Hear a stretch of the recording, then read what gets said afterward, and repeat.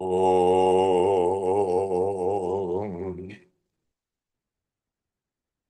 Om.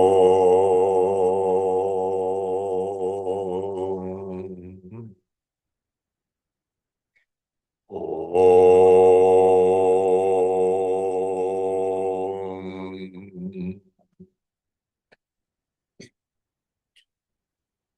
Gurur Brahma, Gurur Vishnu, Gurur Devo Maheshwaraha, Gurureva Param Brahma, Tasmai Shri Gurave Namaha. Chinmayam Vyapyat Sarvam Trilokyam Sacharacharam Tatpadam Darshitam Yena Tasmai Shri Gurave Namaha.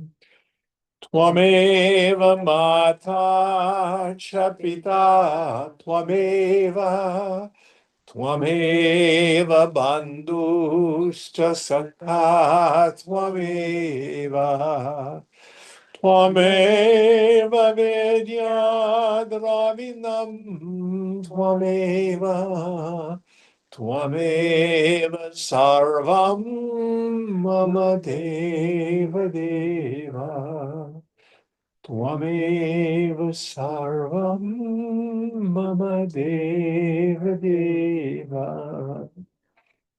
Jai Guru.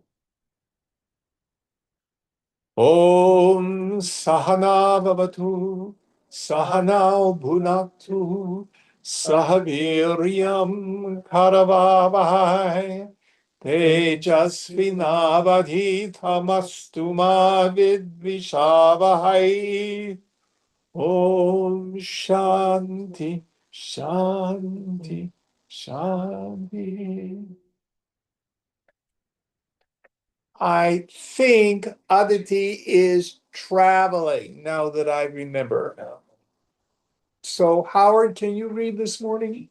Sure. I believe we're on chapter 67. Is that right, Mark? Yes, that's right. Okay. Can you guys hear Howard speaking from where he is? No, not really. Would you two shift, please? Chapter 67 there. Okay, I have it earlier than that, but I could be definitely wrong.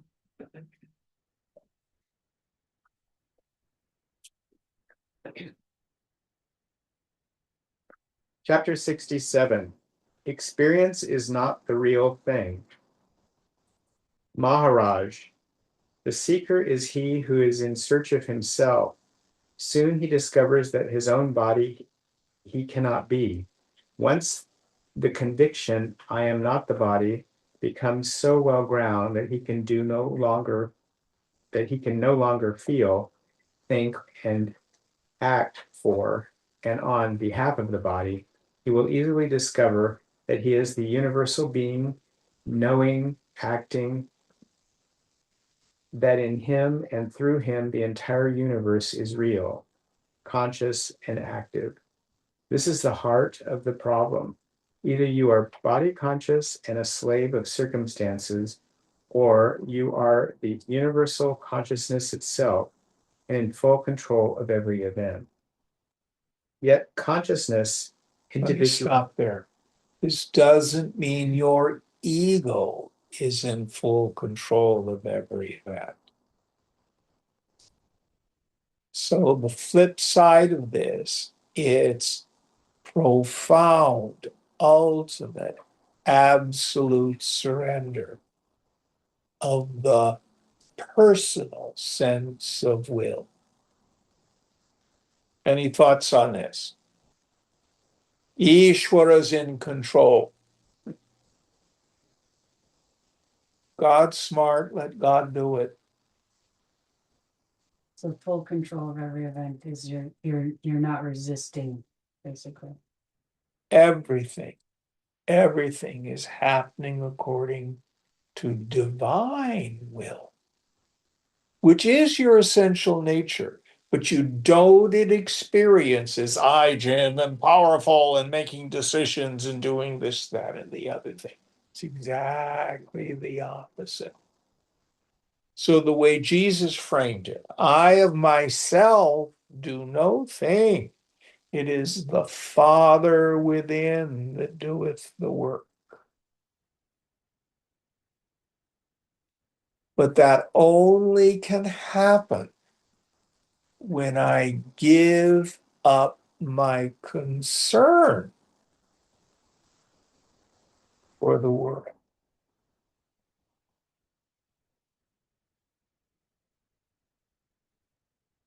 What do I mean by concerned? I must have it this way. I will not have it that way. If this event happens, then everything's okay. If that event happens, all that stuff has to go.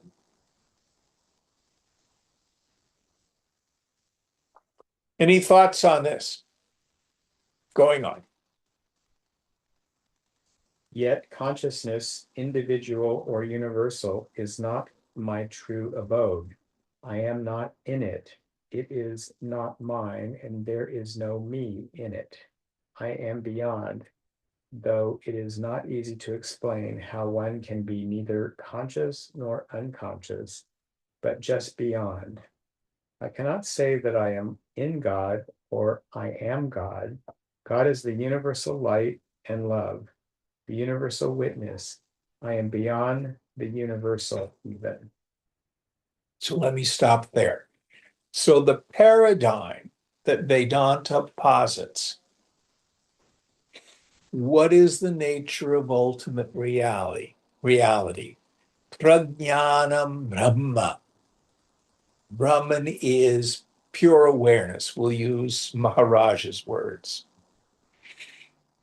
That's the ground of being. But in that ground of being, inherent in it, is Maya Shakti, the latent power of the infinite to spin stuff. The first manifestation of the infinite is Ishvara. Ishvara is usually translated as the Lord. We could call it the God principle, the ultimate actor, the ultimate agent, the ultimate doer. Now, those of us who studied Mandukya with the Gaudapada Karika, it's called the total vasana, the potentiality for the outpicturing of all possible events. This is the God principle. Ichati, to wish, to will, to intend. Ishvara is he who wishes, wills, and intends. Then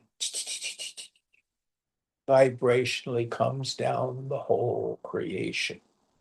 But Vedanta makes a distinction between the creator God. You can call it Ishvara.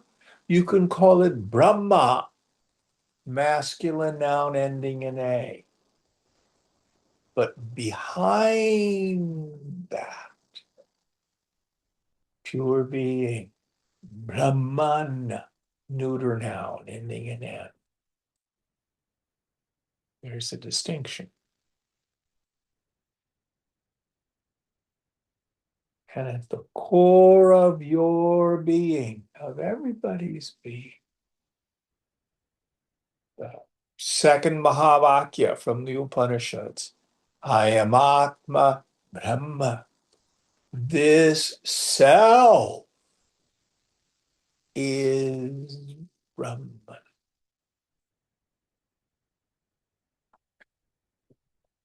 So the woman of realization does not think she's a realized person. That's another state of ignorance. She knows that she's Brahman. What about this body, mind, intellect? Another one of the infinite number of forms in the divine.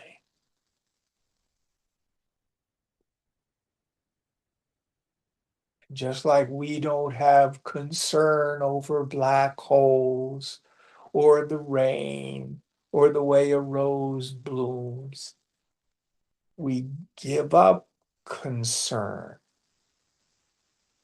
for this particular body, mind, intellect. Let it do its thing. It's perfect, which is beyond our human notions of right and wrong, just or unjust, good and evil. Now, the paradox. Swamiji used to say the way to heal the mind is to get out of the mind. When we give up the need to egoistically control and manipulate and fix and dominate, the body, mind, intellect rights itself. When you quit fussing with it.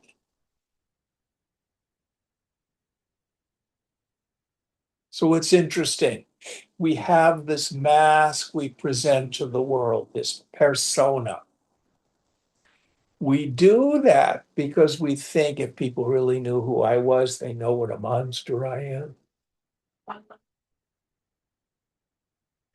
And when we start telling the truth, I think I'm a monster. I'm selfish. I'm greedy. I'm fearful. I'm angry. I'm violent. That starts to melt away. And then something that's truly made in the image and likeness of God starts to emerge.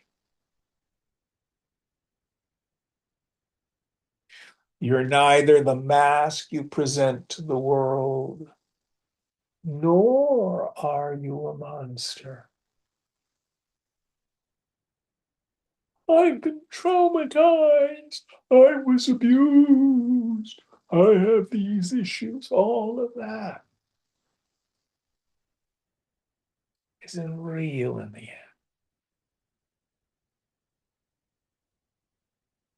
But remember, any psychic, mental, psychological event that's resisted or denied tends to persist. Any psychic, psychological, mental event that is fully experienced, acknowledged, that doesn't mean you act on it, tends to dissipate and dissolve.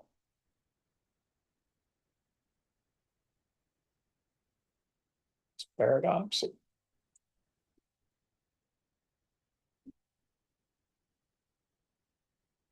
All right, going on. Questioner. In that case, you are without name and shape. What kind of being have you? Maharaj, I am what I am, neither with form nor formless, neither conscious or unconscious. I am outside of these categories. Questioner, you are taking the neti, not this approach. Maharaj, you cannot find me by mere denial. I am not as well everything as nothing, nor both, nor either. These definitions apply to the Lord of the universe, not to me. Questioner, do you intend to convey that you are just nothing? Maharaj, oh no. I am complete and perfect. I am the beingness of being, the knowingness of knowing, the fullness of happiness. You cannot reduce me to emptiness. So the best word My favorite from Mandukya again, from the seventh mantra, Avyapadesham. Upadesha means to instruct or to talk about something. You put the prefix a in front of it and it means not. So Avyapadesha. Swamiji, I think, describes it as indescribable, but I call it untalkaboutable. Anything you can say about your true nature falls short.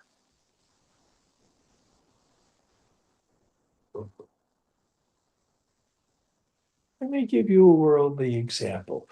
Who here loves someone? What color is your love? Where is it located? What shape is it? How many quarts of love do you have? All of these fall short. Therefore, you must not love. That's weird.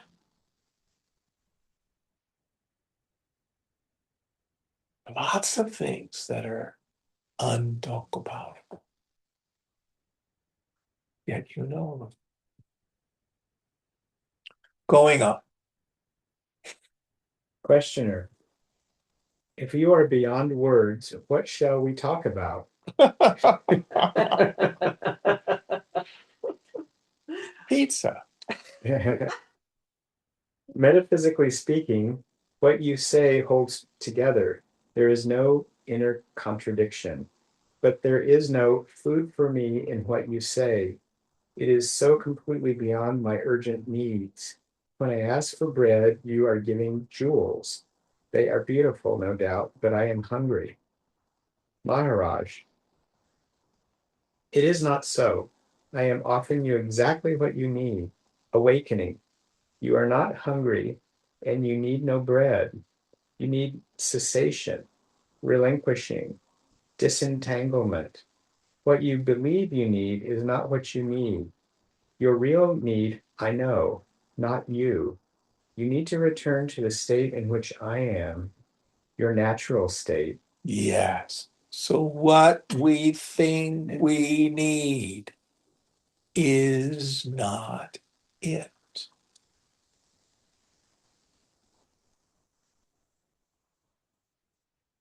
That's a hard one for most of us to internalize. I need financial security. I need to have this problem solved. I need to progress spiritually.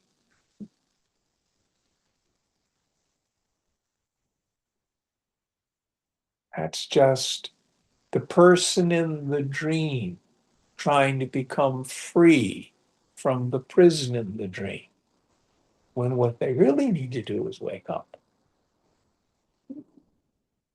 Going on.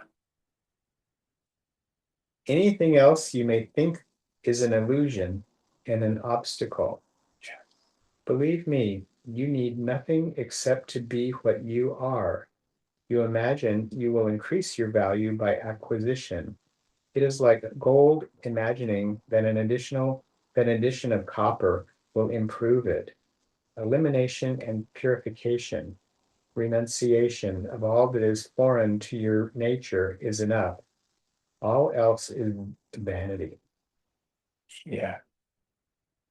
Questioner, it is easier said than done. A man comes to you with stomach ache, and you advise him to disgorge his stomach. Of course, without the mind, there will be no problems, but the mind is there, most tangibly. Maharaj, it is the mind that tells you that the mind is there. Don't be deceived. All the endless arguments about the mind are produced by the mind itself for its own protection, continuation, and expansion. It is the blank refusal to consider the convolutions and convulsions of the mind that can take you beyond it. So what we must learn to do is a radical position. Quit believing my mind. I cannot think a real thought.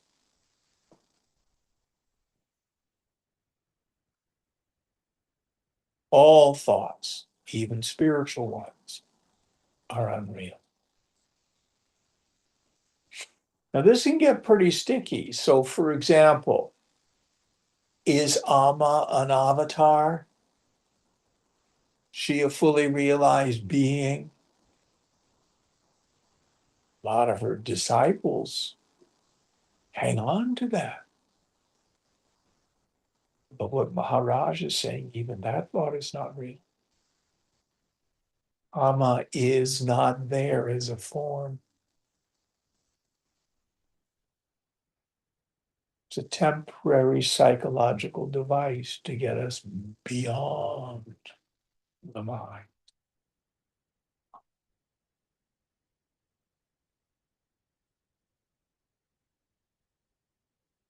Well, what about my partner, my significant or insignificant other? Not real.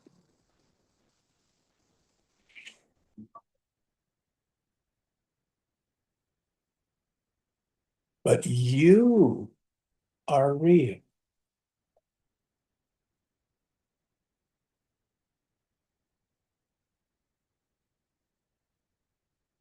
You are not something imagined. Going on. Questioner. Sir, I am a humble seeker, while you are the supreme reality itself. Now the seeker approaches the supreme in order to be enlightened. What does the supreme do? Maharaj, listen to what I keep telling you and do not move away from it. Think of it all the time and of nothing else. Having reached that far, abandon all thoughts, not only of the world, but of yourself also. Stay beyond all thoughts in silent being awareness. It is not progress, for what you come to is already there in you, waiting for you. Now, one of the things that's implied in this last discussion is false humility. The guru's so great, I'm a worm.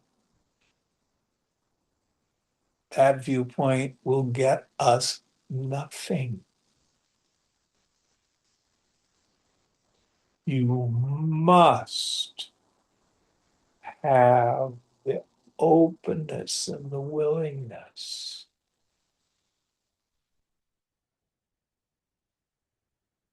to believe what Maharaj is saying, to believe what all the gurus are saying. What you're looking for, you're looking with.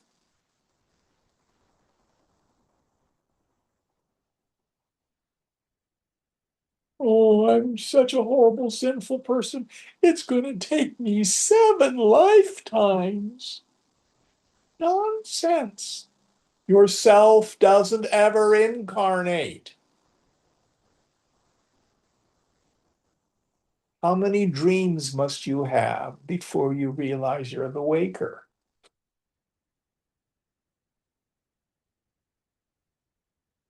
The number of dreams that you have nothing to do with waking up.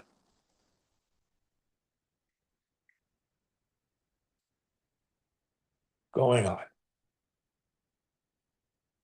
Questioner. So you say I should try to keep thinking and stay steady in the idea I am. Maharaj, yes, and whatever thoughts come to you in connection with the I am, empty them all of meaning. Pay them no attention. Yes. So I am, and we fill in the blank. Male, female, young, old, successful, not successful, safe, insecure,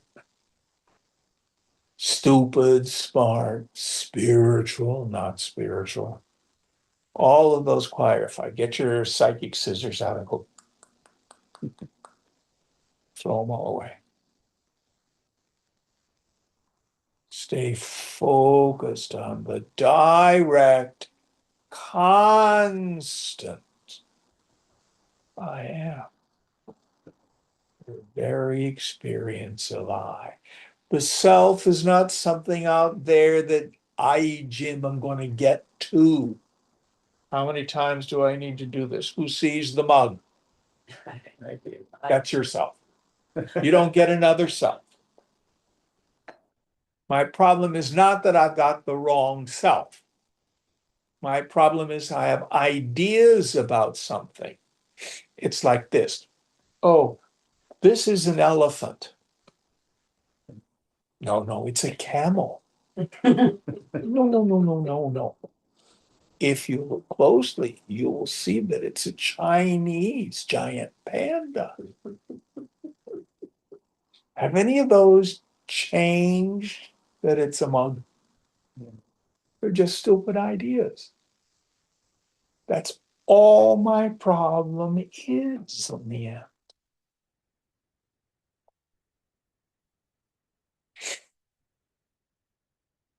If I think I'm a person of any kind, I'm deluded. Even a spiritual person. Discard them all. How do you know you are you?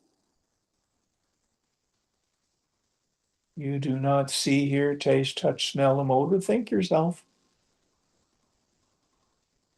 But you are not unknown.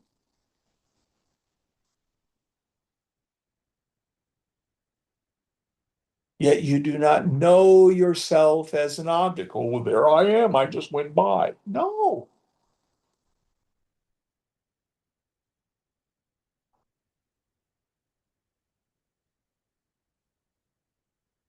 And that's Swayambhu, that's self-evidence.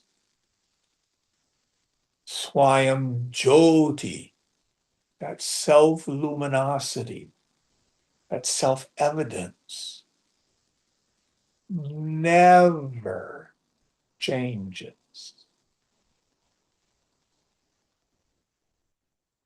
Only the phenomena changes. The stuff that's illumined. Going on. Questioner. I happen to meet many young people coming from the West, and I find that there is a basic difference between when I compare them to the Indians. It looks as if their psyche, let's see, antakarana. Inner equipment, antakarana, means the psychological predispositions, thoughts and feelings, memories, images, etc. It looks as if their psyche is different. Concepts like self, reality, pure mind, universal consciousness, the Indian mind grasps easily. They ring familiar, they taste sweet. The Western mind does not respond or just rejects them. It criticizes, it concretizes them and wants to utilize at once in the service of accepted values. These values are often personal health, well-being, prosperity. Sometimes they are social, a better society, a happier life for all. All are connected with worldly problems, personal and impersonal. Another difficulty comes. Let's stop there. So let's take that fast forward. How many people go to their yoga class at the gymnasium? And are they really interested in union with the infinite? Or, oh, I'm going to the ashram. And what people really want is connection and community. Nothing wrong with these things. But that's not the goal of the spiritual life. Oh, I'm taking Sanskrit. I've now read all 103 Upanishads. It's unfigureoutable. Cannot be discovered through the acquisition of more data.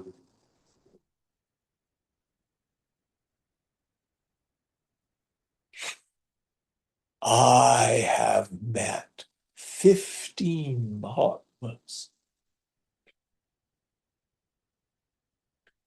When I get to 20, then I'll be equipped. Yeah.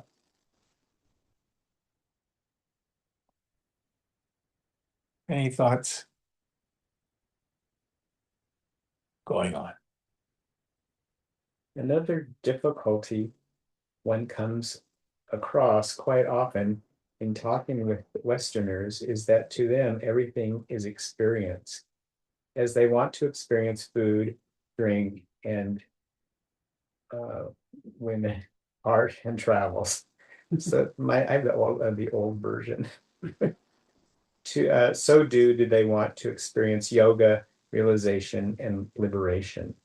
To them, it is just another experience to be had for a price. They imagine such experience can be purchased and they bargain about the cost. When one guru quotes too high in terms of time and effort, they go to another who offers installment terms, apparently very easy, but based with unfulfillable conditions. Or even today, there are particular teachers, will say, pay such and such amount of money and take this and that class, and then you will have advanced to this level. And you take another class and you get to another level.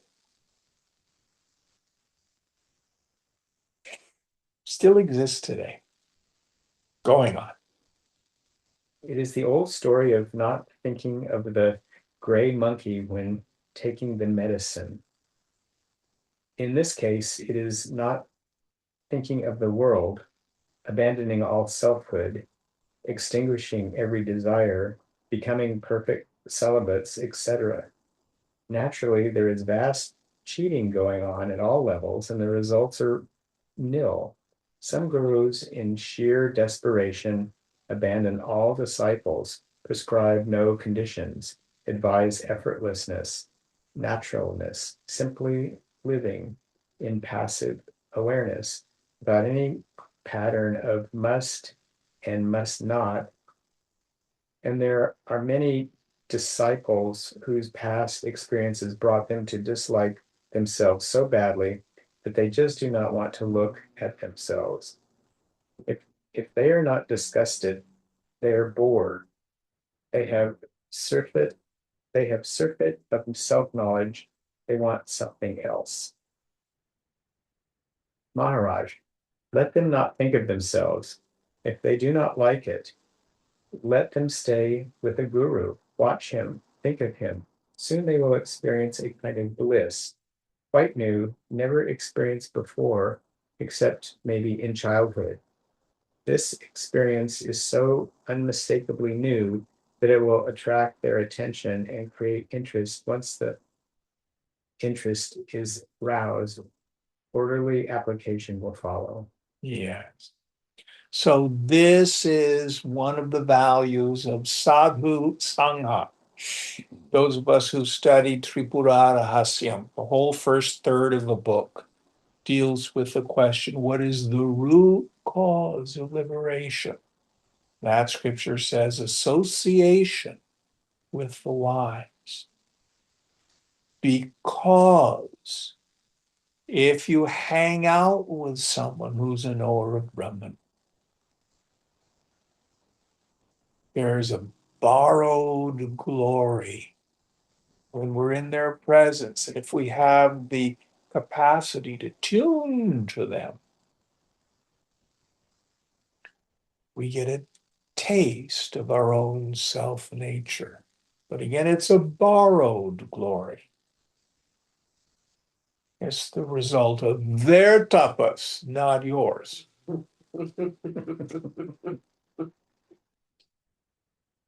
But the neat thing is, we know the ruthless rule of the mind. The mind will return to the experience that's given it the greatest joy.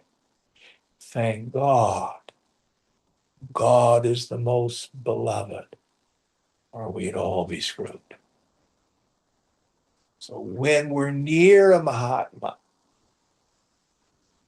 and we get that kiss of the bliss of Brahman, and in our foolishness, we think, oh, gee, that's really yourself. But it's so clean and it's so pure. And that's what ultimately will pull your mind out of the world. Nothing like it. Going on. Could I just say something about, Question, well, more of a comment?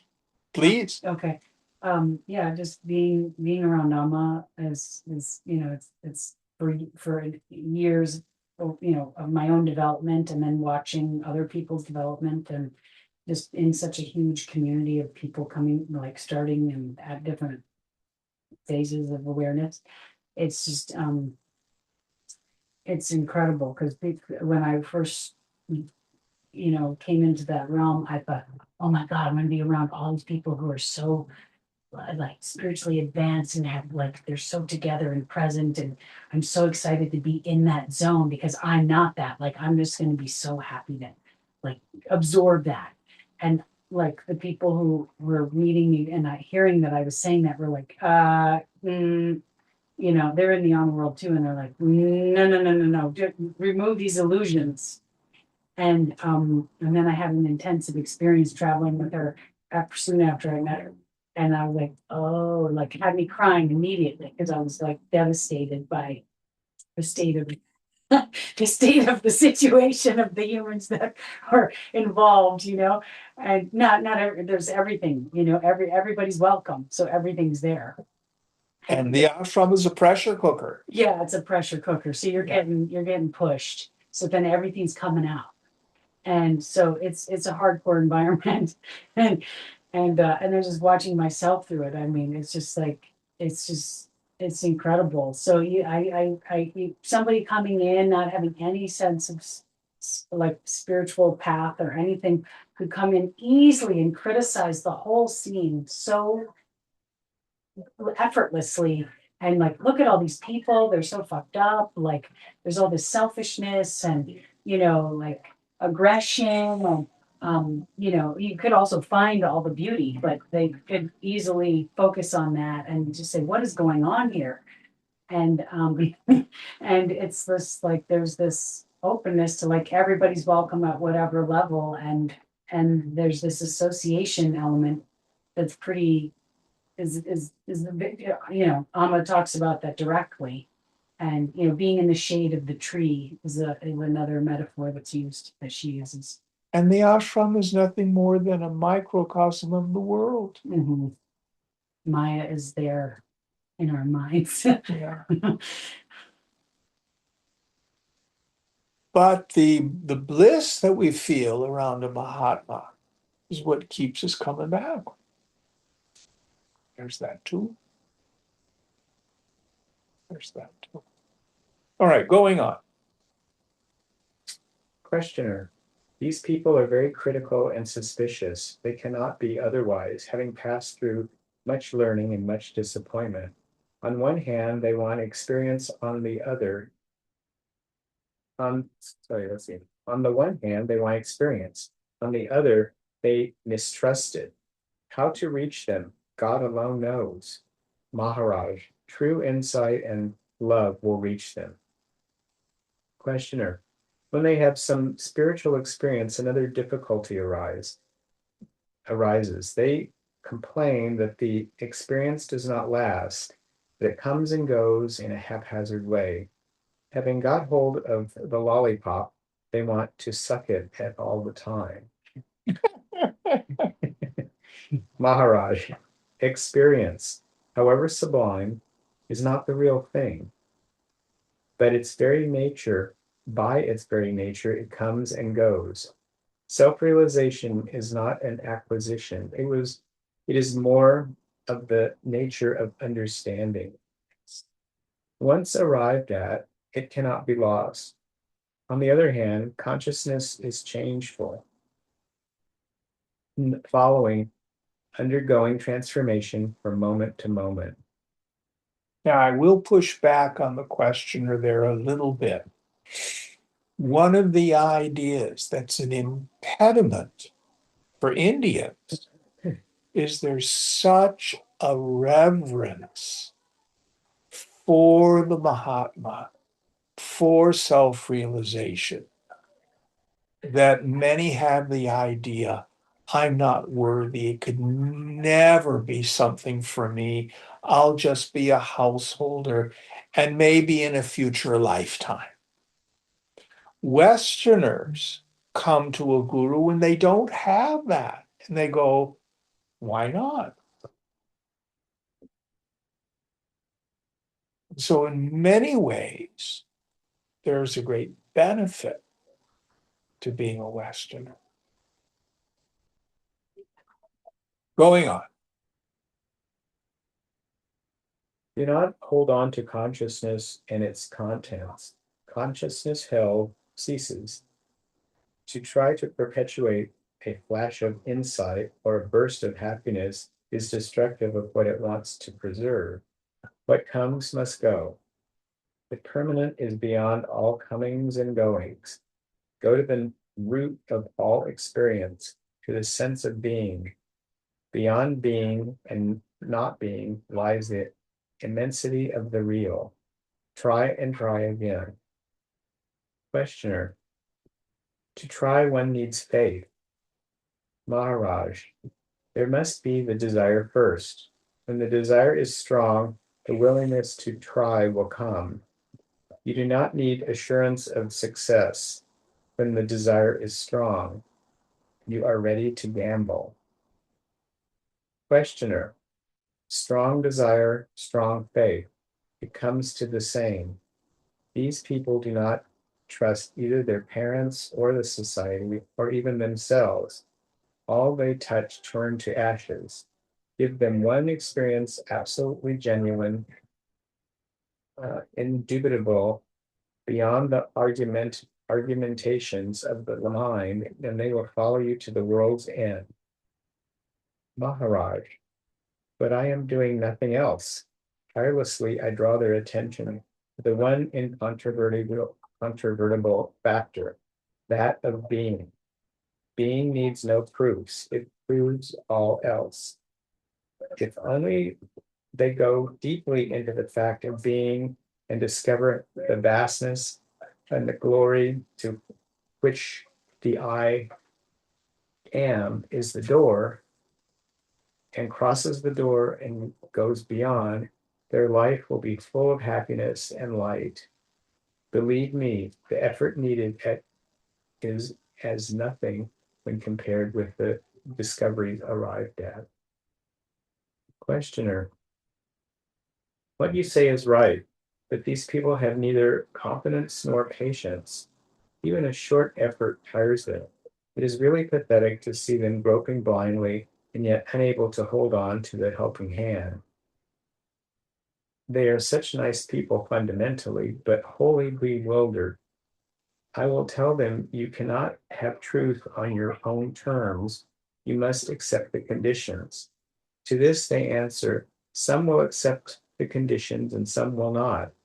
Acceptance or non-acceptance are superficial and accidental. Reality is in all. There must be a way for all to tread with no conditions attached. Maharaj, there is such a way, open to all, on every level, in every walk of life. Everybody is aware of themselves. The deepening and broadening of self-awareness is the royal way. Call it mindfulness or witnessing or just attention. It is not for all. It is for all. None is unripe for all, and none can fail. But of course, you must be merely alert. You cannot, sorry, of course, you must not be merely alert. Your mindfulness must include the mind also. Witnessing is primarily awareness of consciousness and its movements. That's the end of the chapter. Any thoughts on It's like the it's like constantly waking up. I think of that like I don't know when it started, but I realize and I go, oh yeah, that's my mind, and you know. What was the poem that Lloyd shared, you and Lloyd shared? Don't fall asleep Oh, again? don't go back to sleep. Yeah, don't go Yeah. back to sleep. For Rumi Don't go poem. back to sleep. A Rumi Like poem. Don't go back to sleep. It's just this refrain of don't go back Yeah. to sleep. Mm. Yeah. All right, next chapter. Chapter 68. Seek the source of consciousness. Questioner. We were talking the other day about the ways of the modern Western mind and the difficulty it finds in submitting to the moral and intellectual disciplines of the Vedanta. One of the obstacles lies in the young Europeans or Americans' preoccupation with the disastrous condition of the world and the urgent need of setting it right. And that's certainly true today. Yeah. So many people who are good and kind and compassionate, their focus is completely on the tribulations of the world and a need to rectify them.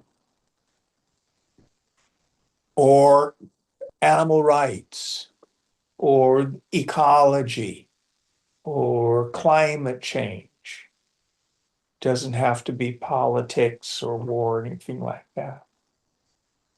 And these, while laudable, in the end, for the yogi, that's not it. Now, paradox. Swamiji was a man of the deepest wisdom, completely detached from this world. Yet, he worked tirelessly to improve this world. In India, he's probably best known for founding hospitals and schools and microeconomies for women and training brahmacharis and public speaking in front of the Rotary Club, stuff like that.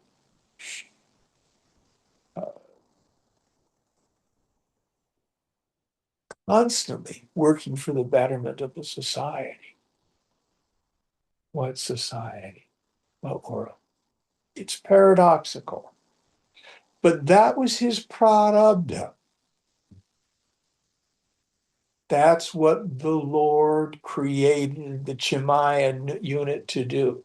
Now, his guru, Swami Tapovanam, stayed high in the Himalayas,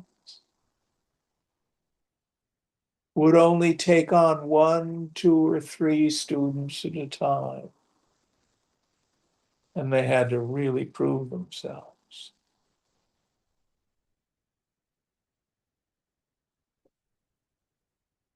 Just take off, wander in the Himalayas.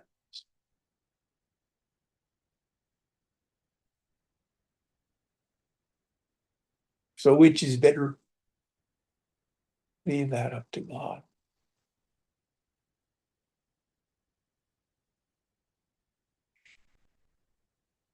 Well, this is what I think I'm supposed to be doing, but it's not working, Jim. No, everything is working perfectly.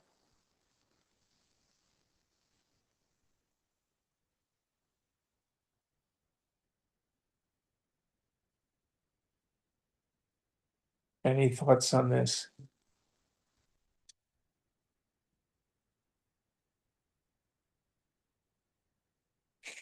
Going on. They have no patience with people like you who preach personal improvement as a precondition for the betterment of the world. They say it is neither possible nor necessary. Humanity is ready for a change of systems, social, economic, political, a world government, world police, world planning, and the abolition of all physical and ideological barriers. This is enough. No personal transformation is needed. Oh, this is an important point. So, Swamiji was a Marxist. One of the tenets of Marxism is what we call the dialectical movement of history. Every economic system, by its very existence, creates its antithesis. Then there is a conflict, and out of it comes a synthesis, a new system, which by its very nature creates an antithesis.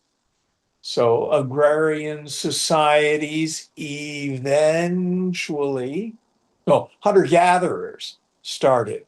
They eventually created their antithesis, people being stable, having villages and raising crops. And there was a conflict there, and then a new synthesis. Hunter-gatherer societies faded away. Then you had the development of a mercantile situation, the advent of uh, feudal societies. Feudalism eventually gives way to the commercialism of a mercantile society. You have capitalism, tensions in capitalism eventually create the need for justice for the worker. We begin to get socialism. And Marx eventually said there'll be communism and then everything will be fine. Well, from the standpoint of a yogi, there were two fundamental problems. Yes, of course, systems can be oppressive, but there's no end to the dialectic. That's foolishness, utopian romanticism. And what Maharaj is saying, or what this person is saying, this questioner, is far more important than the system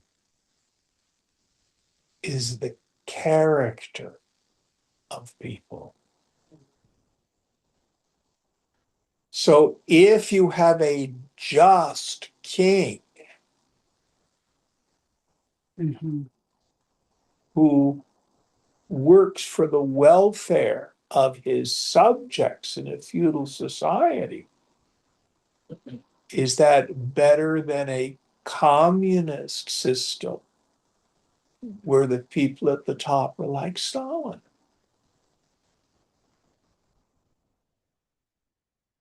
So character is important. This is one of the major ideas of Gita. So Swamiji, one of his missions, he used to say, India's now free. Now what we need to do is free Indians.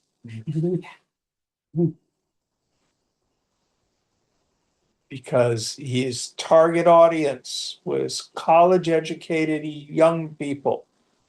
The reason he taught in English is because that was the language of the college educated, because they were going to be the future leaders of India.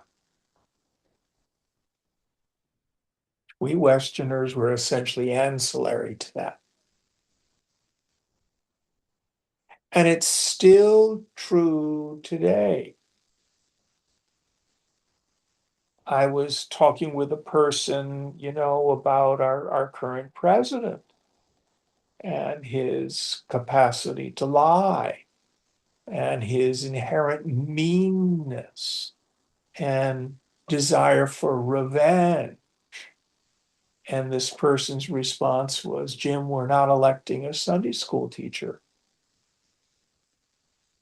Not understanding the incredible importance of character. And that's not only in the halls of government, but that's in your own personal social circle.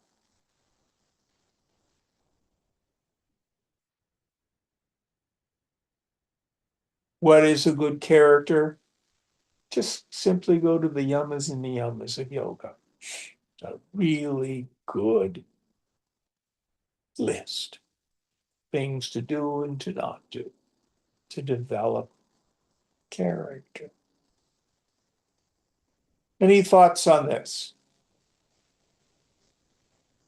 So when you go ahead, Because one thing was when you said, the idea of a utopian romanticism is impossible or whatever, something like that, you said.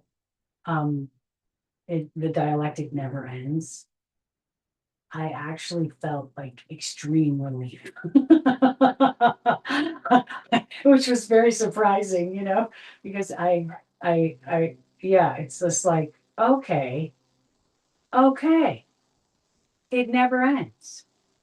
every system creates its tension. Well, it's really interesting that Marx thought that once you got to communism, that wouldn't continue. Right? Mhm. That his very thing that this is the, but that is gonna be different. That's so interesting that he really, I wonder if he really believed that. Or Well, was that just, he was largely focused on the terrible injustice of monopolistic capitalism in Western Europe, predominantly Britain, yeah. in the mid 19th century. And what happened here, Teddy Roosevelt. What did Teddy Roosevelt do in terms of economics? Anybody remember? Trust busting. That's right. Yeah. In other words, he would not allow capital to continue to accrue. And then Marx never considered what happened with the New Deal. And one of the things that happened in the New Deal that was very socialist is the graduated income tax. Mhm. He never considered the possibility of using taxation for the redistribution of wealth. That's why if you're poor, you pay 15%. If you're wealthy, you pay, what is it, 16% now? Oh, no. 10%, I think. I think it's less, yeah. Actually, with all the loopholes, it probably is on, You want to hear something very funny? yes, of course. Back in 1775, with the Boston Tea Party, when the colonialists, the colonists were outraged. Taxation without representation is tyranny. Guess what the tax rate was? What? 2%. Oh, little did they know. Yeah. Well, also, I'm curious, not that we want to get into a big Marxist conversation, but there's also with communism, if you have a Stalin, did Marx ever take that into No, he account? did not. He Yeah. was convinced that it was the changing of systems. Now, Mark Deming is also a Marxist scholar. Do you have anything to add on this, Mark? Mark Deming signed off already. Okay. Okay.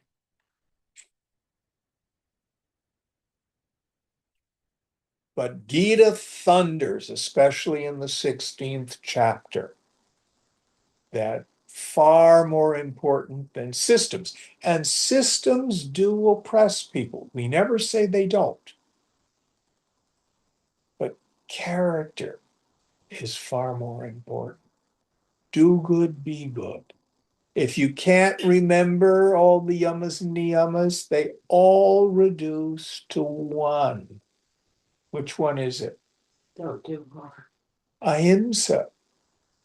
Non-hurting, non-harming. And it always goes both ways. Don't hurt or harm others. Don't hurt or harm yourself. So if your mind goes, oh, why did I do that? I'm such an idiot, you know. Anybody have dialogue like that in your head? That's against the principle of ahimsa. Or you're going to save the turkeys, but you're going to be horrible to your partner. That's not ahimsa. All right, enough of my tangent. Going on. This is still the questioner. No doubt, people shape society, but society shapes people too. In a humane society, people will be humane. Besides, science provides the answer to many questions which normally were in the domain of religion. Maharaj.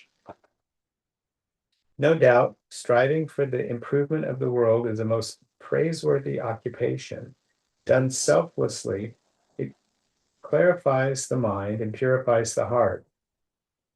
But soon man will realize that he pursues a mirage. Local and temporary improvement is always possible and was achieved again and again under the influence of a great king or teacher. But it would soon come to an end, leaving humanity in a new cycle of misery. Yes. It is in the nature of all manifestation that the good and the bad follow each other and in equal measures. The true refuge is only in the unmanifested. Questioner, are you not advising escape? Maharaj, on the contrary, the only way to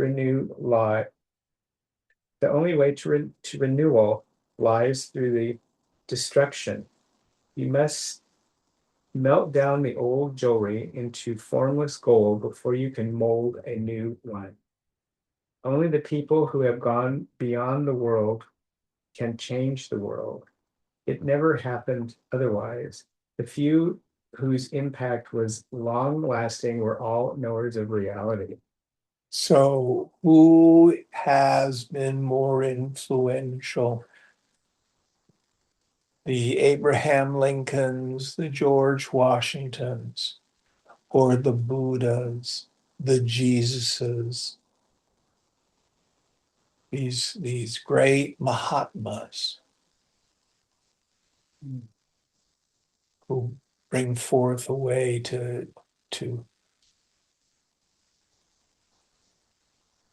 find what is real, that is beyond the worldly good and the worldly bad. Going on. The few whose impact has long lasting were all knowers of reality. Reach their level and then only talk of helping the world.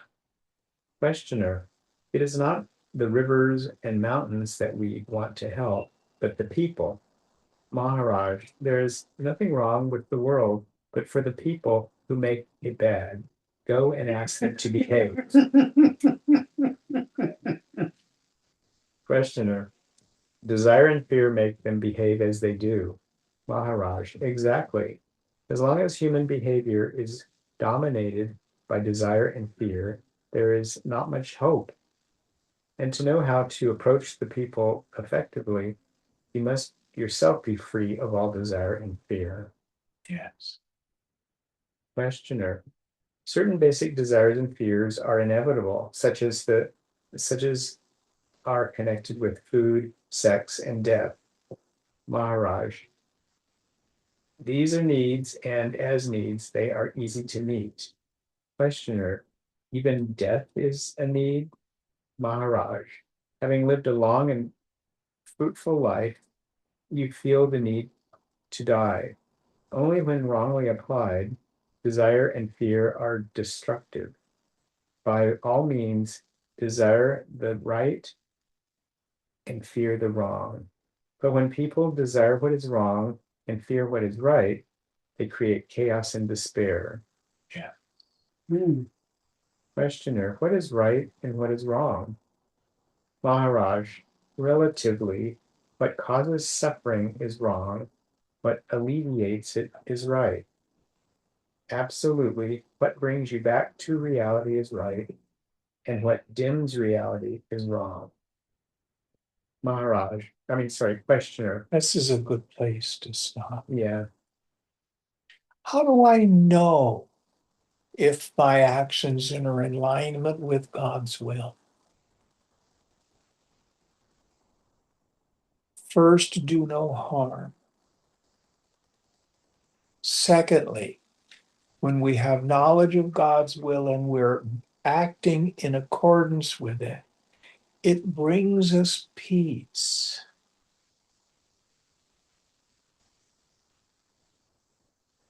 If you need a list,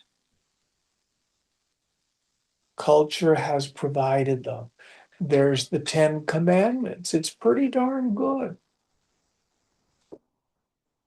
In yoga, I'm fond of the yamas and niyamas.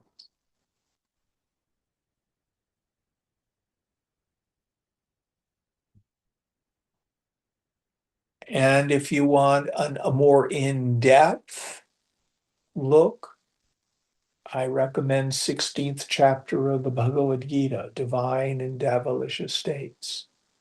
What are the qualities of mind of the person with the divine qualities that are according to the Dharma? And what are the qualities of mind of the person who has demoniacal qualities, the Asura? Long, long list of them. It's always of value to check them out.